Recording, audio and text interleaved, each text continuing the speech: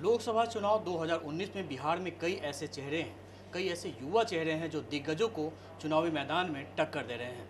एक ऐसे ही उम्मीदवार हैं मोतिहारी लोकसभा से रालोसपा के उम्मीदवार आकाश कुमार सिंह।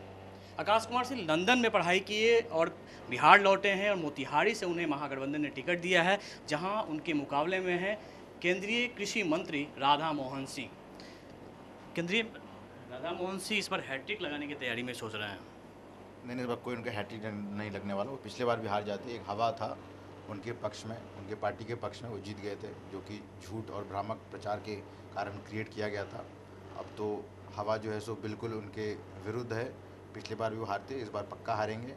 मैं युवा ज़रूर हूँ, लेकिन मेरा जो चुनाव है वो मैं अकेले नहीं लड़ रहा। मोतिहारी के जो जनमानस है, वहाँ का जो आवाम है, वो लड़ रहा है। अच्छा आकाश ये बताइए कि आप लंदन में पढ़ाई किए, लंदन से फिर बिहार आए, सीधे राजनीति में आने का कैसे हुआ? सिर्फ लंदन, ऐसा नहीं कि सिर्फ लंदन में ही पढ़ाई की, मैंने पढ़ाई पटना में भी की है। पटना के भी 2 स्कूल्स में मैंने पढ़ाई की है जब मैं बहुत छोटा था। फिर मैं बोर्डिंग स्कूल में सेंट पॉल्स दार्जिलिंग में जाकर मैंने पढ़ाई की। फिर दिल्ली की संस्कृति में पढ़ाई की। तो ऐसा नहीं है कि मैं कोई विदेशी बाबू बन के अपने बिहार में आया हूँ। मैं बिल्कुल ज़मीनी आदमी हूँ। मुझे यहाँ की संस्कृति, स्वभाव, खान पान, हवा, हर चीज़ की समझ है। राजनीति में आने की कोई खास वजह? लगाव है लोगों से। जो बचपन से, मैं एक राजनेता का बेटा हूँ, तो बचपन से मुझे स्नेह और प्रेम अपार मिलता रहा है। जितना मुझे मिला होगा शायद ही किसी दूसरे पॉलिटिशियन के बाल बच्चों को मिला होगा। तो अगर मैं राजनीति में ना जाऊँ तो ये प्यार छिन जाएगा। तो बिना उस प्यार के कैसे हम रह पाएंगे? आदत हो जाती है बचपन से कि लोगों के लिए आप काम करते हैं, उनके सुख दुख में रहते हैं, तो उसके बदले आपको लोग स्नेह देते हैं। उससे बड़ा तो कुछ होता नहीं। आज आकाश जब मोतिहारी में जाएंगे, चुनाव प्रचार करेंगे, तो एक पहचान होगी कि अखिलेश प्रसाद सिंह सांसद के बेटे हैं। तो क्या आकाश अपनी पहचान इसमें कैसे बनाएंगे? ये लाजमी बात है। अगर आपके पिताजी एक फील्ड में रहे हैं और आप अगर पुत्र बन के उस फील्ड में जाते हैं, तो आपकी शुरुआती पहचान वही होती है। लेकिन मैं अपनी पहचान आगे चल के खुद भी बनाऊंगा। अपने व्यवहार से, बात से और अपने काम से लोगों का दिल जीतूंगा। पहला चुनाव आप कह सकते हैं कि स्पेशली पहले 20-25 दिन ये रहेगा कि ये फलाने के बेटा है, और मुझे गर्व है कि मैं उनका बेटा हूँ। मोतिहारी से आपके पिताजी भी सांसद रहे थे, उसके बाद राधा मोहन सिंह वहाँ आएंगे, कद्दावर नेता हैं, दबंग नेता हैं, केंद्र में पावरफुल मिनिस्टर के रूप में जाने, तो उनसे मुकाबला है आपका। कितनी बड़ी टक्कर? नहीं, टक्कर में वो है ही नहीं। मैंने पहले आपको कहा कि ये चुनाव वहाँ पे जनता लड़ रही है राधा मोहन सिंह जी के खिलाफ। वो टक्कर में बिल्कुल नहीं, क्योंकि उन्होंने कोई काम नहीं किया। जब वो बने थे कैबिनेट मंत्री भारत सरकार में, तो मैं खुश हुआ था, और मोतिहारी के भी लोग खुश हुए थे कि इतना बड़ा पद मिला है, अब कुछ मोतिहारी में काम होगा। आखिर हम उसी काम के लिए ना, कुछ काम हो जाए, चाहे हम करें, मेरे पिताजी करें, या वो कर दें, कोई भी कर दे। मेन मकसद है कि मोतिहारी में काम होना चाहिए, तरक्की आनी चाहिए, डेवलपमेंट होना चाहिए। इन्होंने कुछ नहीं किया वहाँ पे।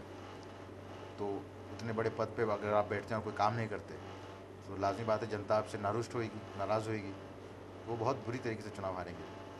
मोतिहारी चीनी मिलों के लिए जाना जाता था। पश्चिम चंपारण और पूर्वी चंपारण की बात करें तो वहाँ पे काफ़ी चीनी मिली थी, लेकिन आज के डेट में चीनी मिलें बंद हो गई हैं। कृषि मंत्री हैं, मोतिहारी से हैं, बावजूद इसके वहाँ चीनी नहीं बन रही है। जो गन्ना के किसान हैं वो परेशान हैं। बिल्कुल सही बात है। ये प्रॉमिस प्रधानमंत्री मोदी जी ने भी किया था कि मैं अगली बार मोतिहारी आऊँगा तो यहाँ के बनी हुई चीनी मिल के का जो चीनी है उसको चाय में डाल के मैं पीऊँगा। लेकिन अभी जो 1 साल पहले वो मोतिहारी आए थे, तो क्योंकि वो वादा उन्होंने पूरा नहीं किया, चाहे ये मोतिहारी का वादा है, पूरे देश में जो उन्होंने कोई भी वादे किए, कोई वादा नहीं पूरा हुआ, तो उन्होंने और अपमानित किया मोतिहारी के जन आवाम को कि उस रैली में मोतिहारी का कोई आदमी को अलाउड नहीं था उसमें जाना। सब बाहर से लोग आए थे, 20,000 लोग, और वही लोग उनके बीच उन्होंने अपना संबोधन किया और चले गए। मोतिहारी के लोग इस अपमान को तो भूले नहीं हैं कि देश का प्रधानमंत्री मोतिहारी में आए और मोतिहारी के लोगों को अलाउड नहीं था कि आप उस सभा में जा सकें। ये जो अपना मार्केटिंग करते हैं, उनकी एक टीम चलती है, वहीं बाहर से लोग आते हैं। और जहाँ तक चीनी मिल का जो प्रॉब्लम है, वो वहाँ के किसानों के लिए सबसे बड़ा ये समस्या है वहाँ पे। जब मेरे पिताजी वहाँ पे एमपी थे, तो 2008 में हम लोगों ने वहाँ पे एक प्राइवेट कंपनी से ज़मीन खरीदवाई थी, और उसमें हम आगे बढ़ रहे थे। पवार साहब उस समय कैबिनेट मंत्री थे, वो भी आए थे मोतिहारी, मगर नीतीश कुमार जी ने उस काम को होने नहीं दिया। जलनशीलता पूर्वक कि वो क्यों काम कराए, खुद नहीं करते, किसी और को नहीं करने देते। मैं वहाँ से सांसद चुना जाता हूँ तो उस काम को मैं आगे ले जाऊँगा, और चीनी मिल मोतिहारी में बनेगा। आप युवा हैं और बिहार में इस वक्त 65 लाख से ज़्यादा युवा हैं, युवा वोटर्स हैं। युवाओं के लिए क्या सोचा है? मुझे लगता है 65 लाख से ज़्यादा होंगे। बिहार में अब मुझे लगता है अभी 12 करोड़ लोग रह रहे हैं, उनमें से वोटर्स अगर 7 करोड़ वोटर्स होंगे, युवा 65% है, तो 65% 7 करोड़ का 65 लाख से तो बहुत ज़्यादा होगा। युवाओं के लिए सोच है कि पहले तो मैं उपेंद्र कुशवाहा जी को मैं बधाई देता हूँ कि उन्होंने एक युवा को, मेरे से छोटे वर्कर को टिकट दिया है कि नहीं। 65% पूरे देश में युवा हैं, लेकिन उनकी रिप्रेजेंटेशन कम है। तो कम से कम इस पार्टी में, मेरी पार्टी RLSP में है, और महागठबंधन में भी है, तेजस्वी जी युवा हैं, राहुल गांधी जो प्रधानमंत्री के हमारे उम्मीदवार वो भी युवा हैं। लेकिन बीजेपी की साइड में ऐसा नहीं है, उसमें ज़्यादातर बुज़ुर्ग लोग हैं, और ऐसा नहीं कि हम बुज़ुर्गों की खिलाफत कर रहे हैं, उनसे हमें सीखना है।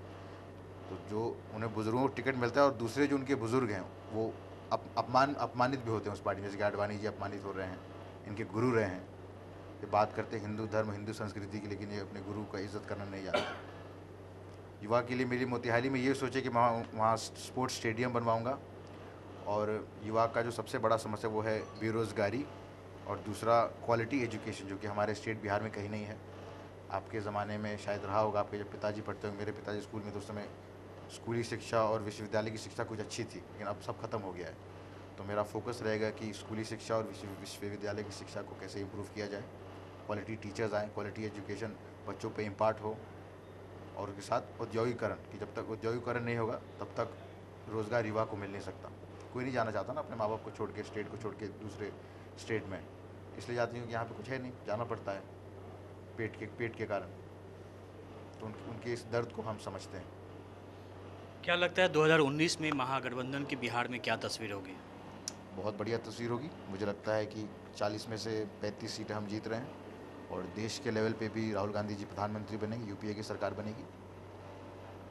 तो हमारे साथ है युवा नेता आकाश कुमार, जो मोतिहारी से लोकसभा चुनाव में मैदान में हैं, और उनके मुकाबले राधा मोहन सिंह हैं। कड़ी मुकाबला बहुत ही कड़ा है, टक्कर काफ़ी कड़ी है, लेकिन देखता है कि मैदान में बाजी कौन मार ले जाता है। कैमरामैन श्रीनाथ के साथ अमिताभ ओझा, पटना, News 24।